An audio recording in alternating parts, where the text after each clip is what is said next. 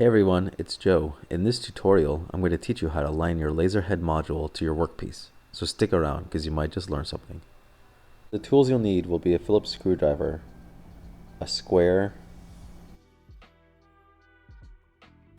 a 2.5 millimeter, and a 4 millimeter hex, and a level. I'm going to set my square up against my laser module. Here you could see that there's a gap. This means that the laser module is sitting at an angle. We're going to start by removing the end caps on each side by removing these two screws.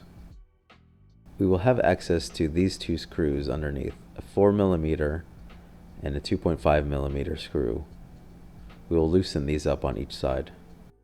With those screws loosened up, you are able to rotate the x-axis slightly.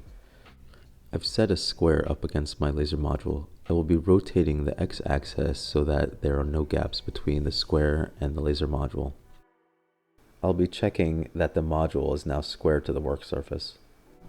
Here you can see that there are no gaps between the laser module and the square, showing that it is square to my work surface. Now I'm going to tighten up the 4 millimeter and the 2.5 millimeter on each side and replace the end caps.